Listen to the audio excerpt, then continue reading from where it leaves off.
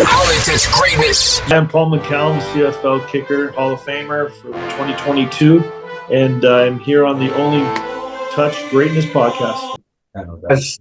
As somebody that played in Saskatchewan so long, how big are the mosquitoes?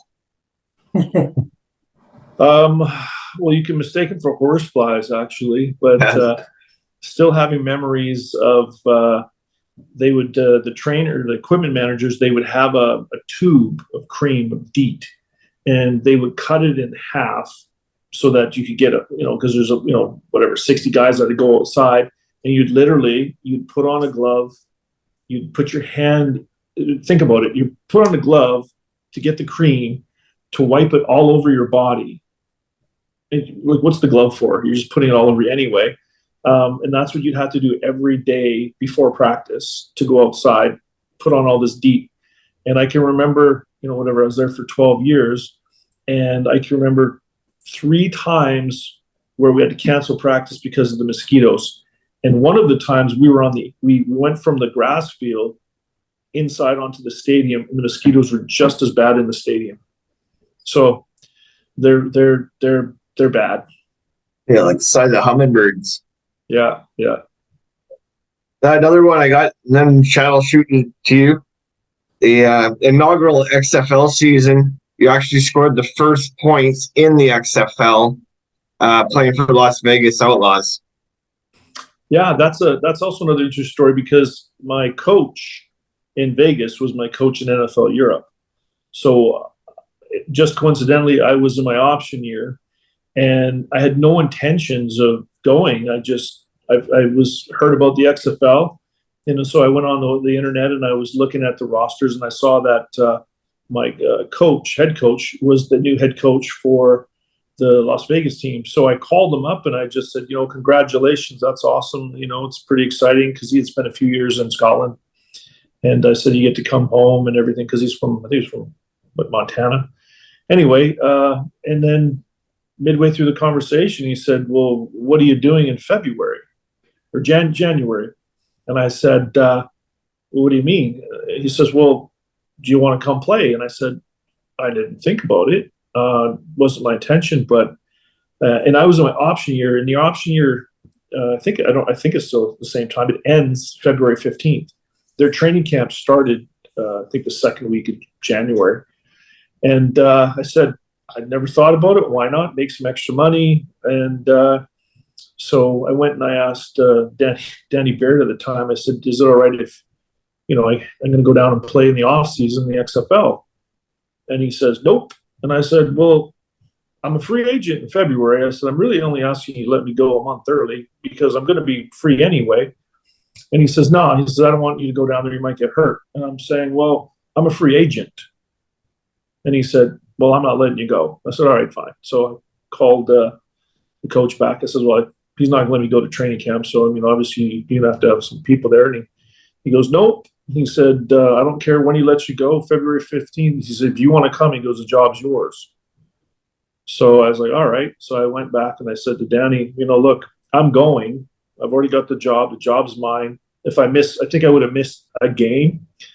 And I said, so here's the deal. You let me go, and I'll really consider thanking you for letting me go when I'm considering coming back to the CFL.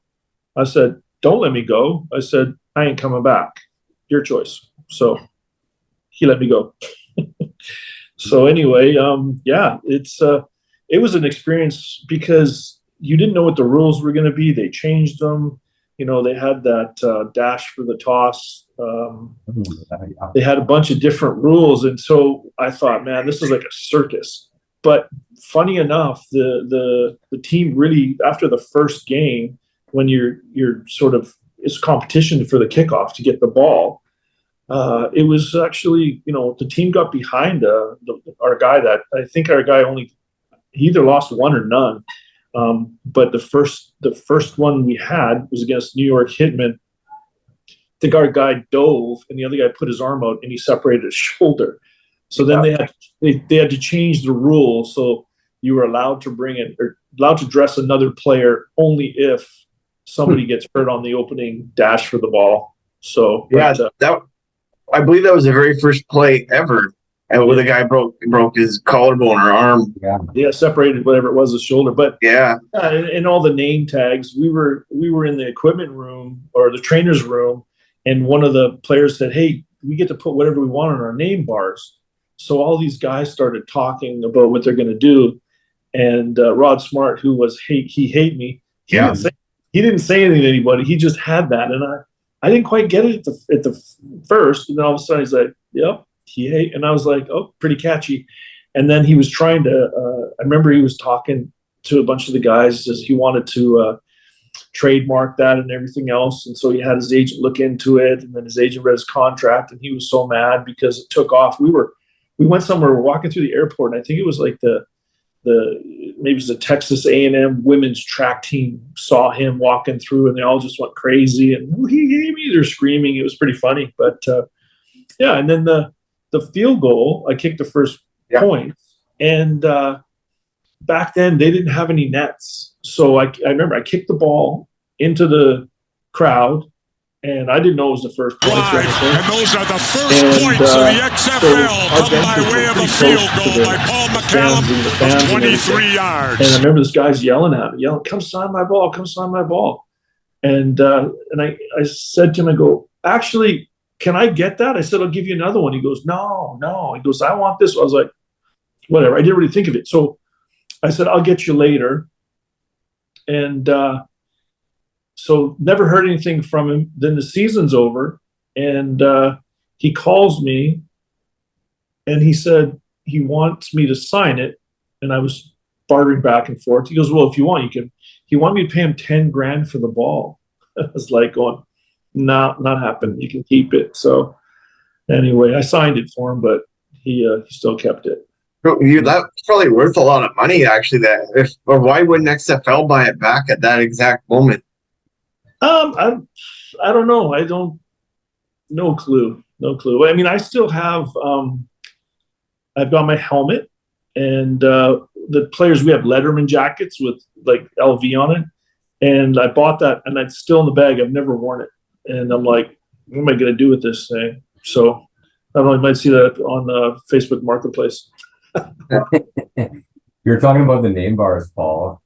He hate me. That's obviously one that I remember, and one that I'm sure a lot of sports fans who followed the XFL for that 1 year.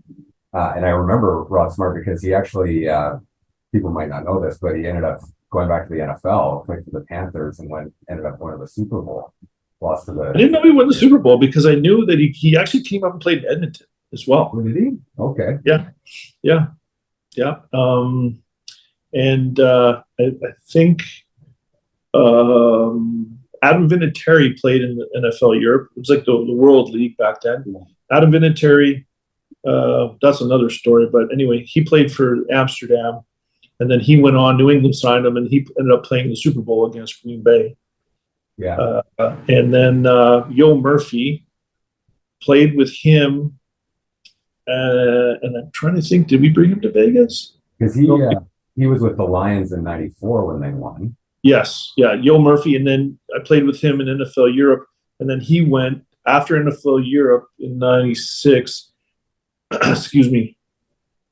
I think he ended up playing for Tampa, and he was returning kick. He returned a kickoff in the Super Bowl. I can't remember what team or what year, but back to the name bar with He Hate Me and everything. Did you at all think about putting something on your back? Well, they kept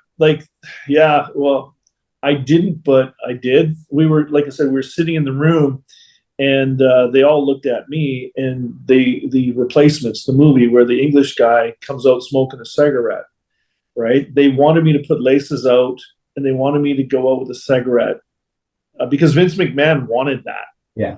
When we had meetings with Vince McMahon and Dick Ebersol from NBC, and he said, "Look," he said, "this isn't the NFL. We want this to be entertainment." He said, "I don't care if you're dating the cheerleaders." He said, "All that sort of stuff." He said, "It's just entertainment." He said, "It's the no fun league, and we want to be the fun league." And so whatever you want to do. Adriano Belli, I played with him in Vegas, and he goes to Toronto. And he was on BC's neg list when I was playing with him, and he started talking to me about BC. He's like, "What is this negless crap. He says, I'm from Toronto. I got a family business. I don't want to go to Vancouver. How do I get out of my contract? And I'm like, I can't help you, buddy. But it was they wanted me to put laces out, and they wanted me to go out. And I'm like, I'm trying to go to the NFL. I'm not going to make myself look like a fool, right? With extra point with a cigarette in the mouth. But they were having fun with it for sure. It was good. Yeah.